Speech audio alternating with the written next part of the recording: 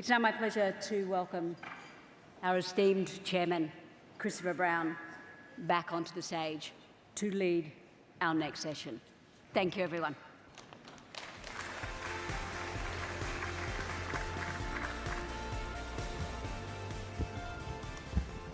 Got to tell you, they don't call me the esteemed chairman when you guys aren't around. They only call me when they say, can somebody get up on stage and put the cranky pants on and liven the day up? So they put it more politely with, you've got a permission slip to say stuff we can't say. So, but you know you're getting old and headed for the exit. Look, we've had a great start with Rose Jackson. As we've said publicly and privately, yes, it was a fair start in the budget, but we need a lot more. And the next day, Dan Andrews provided, frankly, a lot more in Victoria, and we're going to continue to work. And I know the first budget's the austerity budget, and they all get better from there in any electoral cycle. We're going to be wanting them to get there a lot quicker, and we're going to continue that push. But I think you did see on stage here a Minister for Housing and Homelessness who gets the brief, who has the passion for it, and with that passion, if we can all back her in, I think privately she has a little more sympathy for some of the things I'm going to talk about than maybe Treasurer and Premier does yet, so we know our job is ahead. Look, frankly, we are here in the epicentre of Sydney's housing crisis, here in southwest Sydney. I know we've spoken about today being about solutions, not about whinging, so I intend to stick to that. But just to remind you all, Western Sydney's almost hit the 3 million mark. By 2050, it'll be at 4 million. 4 million people. In fact, we're going to house the entire population of Western Australia in the next 15 years moves into Western Sydney. But they're not going to bring their roads and their bridges and their public libraries or their homes with them. We've got to build them again. We haven't got infrastructure on rollers that can just go when a population moves. Nor would those being crowded out of Western Sydney on price or going to southeast Queensland take their infrastructure with them. Infrastructure is a tough game. It's largely not mobile. It's always expensive and it's often tough to build. But don't tell me this part of Sydney has to carry a massively disproportionate scale of migration, something which we're very proud to do, don't get me wrong. But we should also not allow the mayors of Mosman and Waverley to say, we're full, sorry, house full, no more for us, but expect to get another public library, another motorway, another train station. We've had enough of that. If we're going to quite proudly and rightly carry the burden of housing Sydney's growing population, so too should we carry a disproportionate amount of budget funding for the infrastructure of the communities that need to go with that housing. So we're going to I said I'm not going to be sort of whinging all day. I think just to illustrate some of the picture, there's a bit of slide support, which through the majesty of, there you go. Where better to start? We're here in Liverpool. Moore Point in Liverpool. Doesn't look like that. If you had the chance to drive around, it looks nothing like that. Looks like an industrial wasteland currently. 2013 Coronation, I think, first applied to build this space. When will we get that? When will we get executive homes across the road from the Liverpool hospital that were needed to attract surgeons and high-class workers in the innovation precinct? When will we have the people of Liverpool to access to recreational water that they deserve, just like the people of Bondi and Balmoral? When do we get the level of social and affordable housing that's built into that and the jobs that go with it? Liverpool shouldn't have to wait any longer. It's waited since 2013, and it's time we got some answers of when state government's going to move that forward and allow development to happen. I mentioned Tilapia before. I grew up about 750 metres from that site. I was fortunate not to be at that stage in the social housing. I was in the very middle-class housing round the corner, but all my mates lived here and we played up at Tilapia whenever we could. I saw Dundas Valley, then the largest housing commission of state in the Southern Hemisphere, gradually gentrify. As you bought your own fibro house, you put some cladding on it, you might have bricked it up and you socially progressed. Well, we know the social progression isn't happening anymore in our major public housing estates. The working class housing some of our parents grew up in and friends grew up in is now welfare class housing, and we're not getting the social progression. But nor are we getting the maintenance. We cannot allow our great public housing estates to become the slums. that they've somehow been allowed to be. And that's over all governments for a lot longer than just the past 10 years. And it's, in fact, you know, I mentioned before, Rose, it's a Labor's shame that it's their great constituency. For many years that has been allowed to happen. And thank you to the new LAC who's changed that, Michael and Tomo on the team, who've decided that that's not good enough anymore. And thank you to the community housing providers who work with them to take those people into a type of communities and housing they deserve. You cannot have a crisis and have 300 homes locked up because of regulation at the moment. Developers, local government, state government, open those homes and let people get the shelter they deserve. Parramatta CBD. So we're having discussions with government about the metro. The metro, of course, we're going to get. The metro that shouldn't have been put in question again, and in October will be announced that the metro is being built again like it should have happened. We don't want it delayed to add more stations. We want the government to get serious about 4 stations it's already got. Put another 10 towers up in the middle of Parramatta CBD. Who cares? It's a high-rise village. It's got great amenity. It's got the river. It's getting the powerhouse. It's got the light rail. It's got metro rail. It's got heavy rail. It's going to get a bypass. It already has the structure to cope with density, as does Rozelle, as does Westmead, as does our next spot, we'll come to Sydney Olympic Park. The government has to stop flirting with how do we go and build a new village out of a high-rise village out of people living currently in California bungalows and other stations, and just have the metal and the muscle to apply density in the spots that are ready for density and would welcome density and would have no community impact. So that's what we're hoping to encourage. Marsden Park is the fastest growing suburb in Sydney, the thing that's been going forever. I can see the old Brown family pig farms on the distance there. They're back in the 70s. Some of them still look like they looked in the 70s.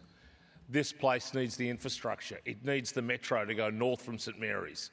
So does Mount Druitt, so we can improve the lives of the people in the great Mount Druitt area public housing estates, link up through Marsden Park, up to Tallawong and new density, and reward the private sector who had the courage, off the promises of government that haven't followed, to invest their hard-earned at Marsden Park and beyond.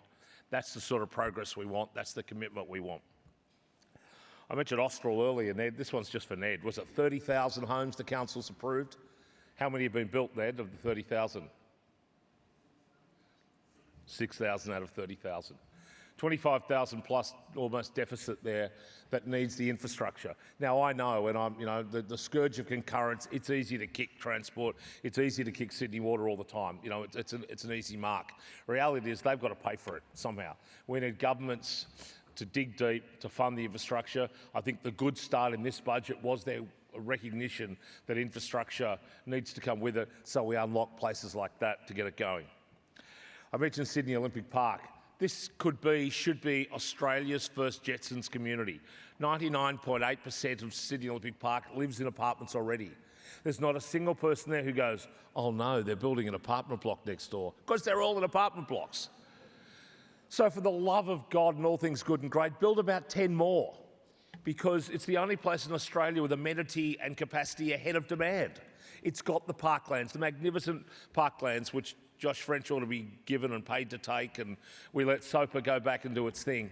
The Parramatta Council ought to take over the streets. Venues New South Wales could do a bit. Get SOPA focused on building the next 10 towers with David Chandler alongside, because we know we had an Opal hiccup, but don't ostracise Olympic Park because the one project was a bit questionable. It's the place where we're going to show how density can be done well, that has a brand new metro station coming, that's got stadiums, and it's even got its own wave park coming. For the love of God, start building, reach for the skies in Olympic Park. The light rail's coming, the metro's coming. It won't longer be the most isolated peninsula in Australia. It'll be the most connected, and it ought to be housing another 50,000 people, effectively up to levels of maybe not 50, a lot more. And Sydney Metro West, I said the debate goes on. I'm sure in October the Premier stands up and says, guess what, we're building Metro West. Of course you are. We might talk about a couple of stations that they might build later on, that they might do the concept of the ghost station. Do not slow down those tunnel borer machines heading from the city to Parramatta Westmead. This city has waited long enough for the steel spine west and for the steel spines north-south with the airport metro. But do it properly. Go for gold above the main stations. Seriously, have the courage of your convictions. I know Kirsten Fishburn, to her credit's working on a planning regime around those stations. Have some ambition, have some courage, get a backbone and reach for the skies to develop the potential above railway stations with great design and good amenity. That's when the punters will cop density, when you do it well, not when you do it, what did Minister call it, the crap house, the shit house. Do it properly, and we think there's an opportunity to do that right away. Speaking of metros, North West Metro, there's the magnificent former Transport Minister and Premier cutting the ribbon on North West Metro.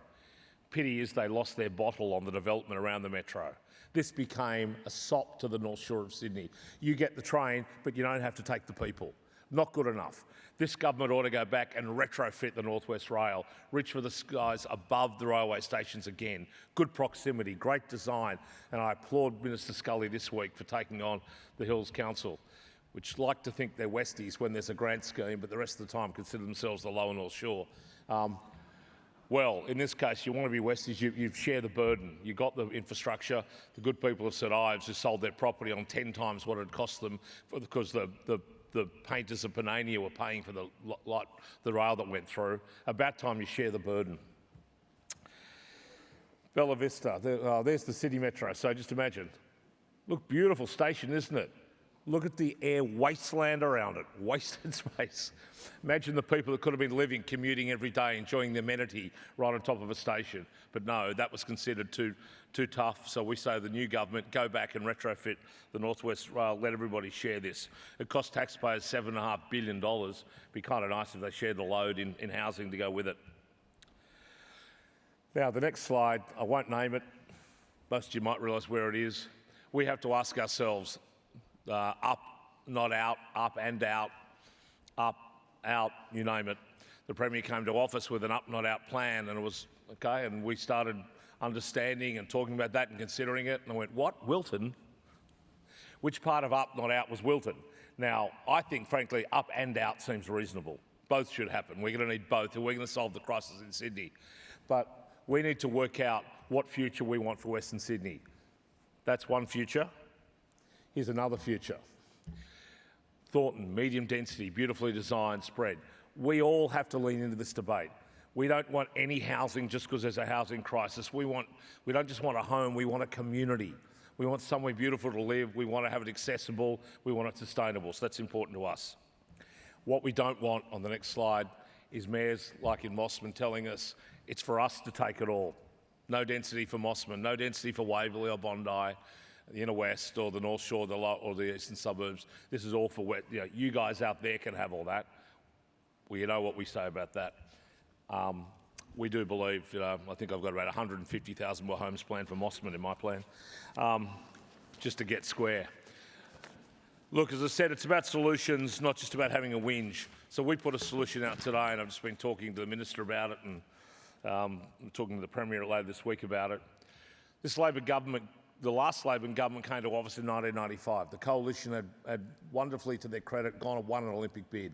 They'd taken on the world. Remember Samaranch saying he thought that's a weird way to spell Beijing when he announced the winner is Sydney. We won that, and to their great credit. But then the wheels spun. Labor comes in at 95. There's no Olympics coming fast. We're in danger of not being able to deliver at Olympics in 2000. The Labor government turned to an innovative governance model. It was then in old school language called the strongman model. Let's just call it the strong person model or the strong woman model now. But a coordinator general. If this truly is a crisis and everybody says it is, including government, then how about we treat it the way a crisis deserves to be treated? Yes, we've got great work from our bureaucrats and the Land Coms and Department of Planning and Sydney Waters and Housing and LAC and everybody, I think, are all leaning in. But they're going to keep bumping up against each other. It's so hard. The crushing nature of getting stuff done in government is so hard. And for everybody outside it who whinges about government, spend some time in it and the frustration's even greater. But let's address it. Let's stop whinging about it and do something about it. Appoint a Coordinator General for Housing who reports to the Premier, maybe also the Housing and Planning Minister. Their job is every single day to knock down the bureaucracy that gets in the way, to solve the crisis, to dismiss the concurrence, to put some of the nanny state regulation away, to get simply more homes built. We are a simple community in Western Sydney, and there's a simple solution to a housing supply crisis: build some more housing. Build it well, build it sustainably, and build it beautifully. They don't have to be in conflict. The conflict that has to go is the public versus private, local versus state, department versus department, the great crushing inertia that has 30,000 homes at Austral waiting for sewerage, that has a development application at Moore Point since 2013, that has 300 homes shut, unavailable at Tilapia, whether it's a private sector, local government or state government intransigence, whether it's simply well-intentioned problem, give somebody the job to say, the buck stops there, get it done. We did it to deliver the greatest Olympic Games of all time. We can damn well do it to solve a housing crisis in Western Sydney, and I hope with all of your help we can continue to push. The state budget was a good start, but a good start ain't enough when we're facing the crisis we're facing. So I thank everybody for being here today, coming with the spirit of solving the problem.